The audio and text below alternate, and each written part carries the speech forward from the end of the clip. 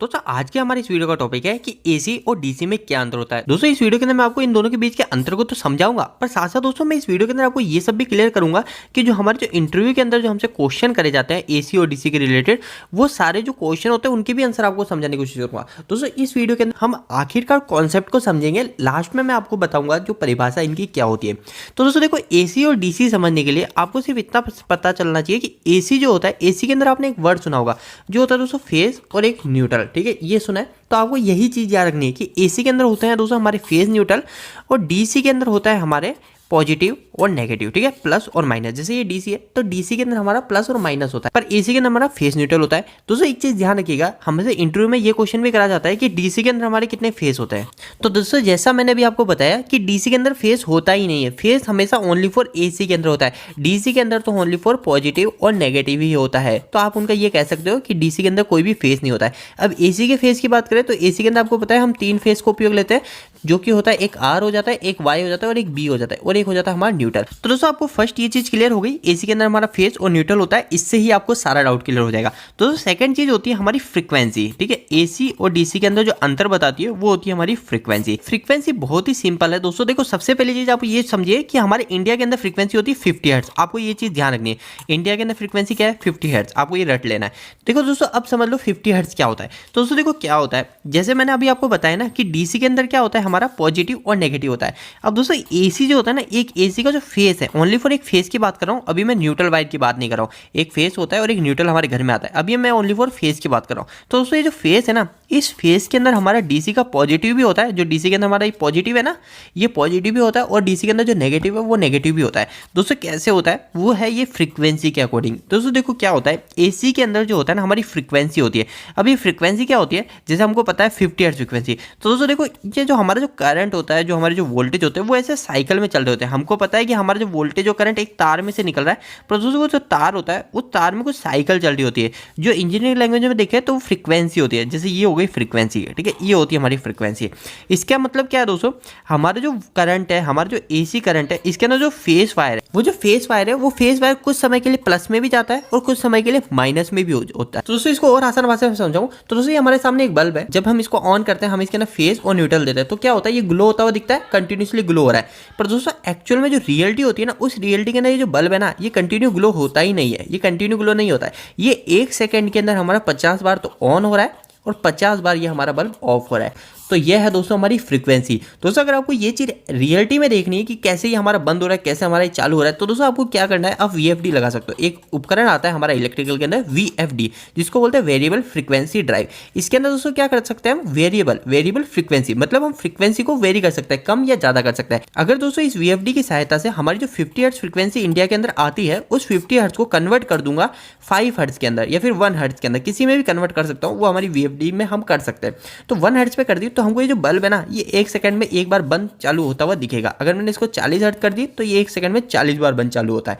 तो दोस्तों फ्रीक्वेंसी आप समझ गए, फ्रीक्वेंसी क्या होता है। अगर आप अपने घर में अगर 1 हर्ट्ज की सप्लाई है, 1 हर्ट्ज की सप्लाई है, 1 हर्ट्ज की सप्लाई का मतलब 1 सेकंड के अंदर हमारा ये साइकिल बन रही है, एक बार पॉजिटिव और एक बार नेगेटिव, एक फेज के अंदर। पर दोस्तों अगर इंडिया के अंदर अभी पता है आपको 50 हर्ट्ज फ्रीक्वेंसी चलती है, तो इसका मतलब ये 1 साइकिल हो गई।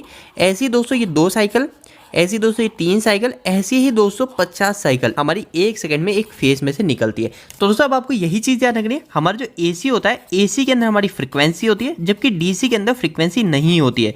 ठीक है, ये चीज ध्यान रखना है। आपसे इंटरव्यू में ये भी पूछ लेता है कि डीसी के अंदर कितनी फ्रीक्वेंसी होती है, तो दोस्तों ये चीज ध्यान रखनी है। इसमें आपको बोलना है डीसी के अंदर फ्रीक्वेंसी तो होती ही नहीं है। आपको ऐसे नहीं बोलना 0 फ्रीक्वेंसी, आप तो ये बोलिए डीसी के अंदर फ्रीक्वेंसी नहीं होती। अब दोस्तों देखो फ्रीक्वेंसी की बात है, तो फ्रीक्वेंसी से एक और चीज होती है, वो होती है दोस्तों पावर फैक्टर। ये पावर फैक्टर क्या है, तो दोस्तों पावर फैक्टर, अगर आप इलेक्ट्रिकल में काम कर रहे हैं या फिर इलेक्ट्रिकल की पढ़ाई कर रहे हैं, तो आपको पता है पावर फैक्टर एक बहुत जरूरी टास्क है। ठीक है, पावर फैक्टर के बदौलत ही हमारा बिजली का बिल है थोड़ा कम हो जाता है। जैसे हमारा कोई 3 फेज का मीटर है, और 3 फेज के मीटर के अंदर हमारा बिल आ रहा है, तो अगर हमने थोड़ा पावर फैक्टर अच्छा कर रखा है ना, तो हमारा पावर फैक्टर अच्छा करने के कारण हमारा जो बिल है वो बिल कम आएगा। और दोस्तों हमारे जो घर है, इस घर के अंदर जो हमारे फेस मीटर आ रहे हैं, उस मीटर के ऊपर भी हमको पावर फैक्टर दिखाता है। और अगर हमने वहां से पावर फैक्टर को अच्छा कर दिया ना, तो पावर फैक्टर अच्छा करने के कारण हमारे बिजली का बिल भी कम आएगा हमारे घर का। तो दोस्तों पावर फैक्टर बहुत जरूरी है। तो दोस्तों डीसी के अंदर जो होता है ना पावर फैक्टर होता ही नहीं है, ठीक है। डीसी के अंदर पावर फैक्टर हमेशा 1 होता है, यूनिटी होता है, ठीक है। यूनिटी होता है दोस्तों, हमारा पावर फैक्टर सबसे अच्छा पावर फैक्टर है।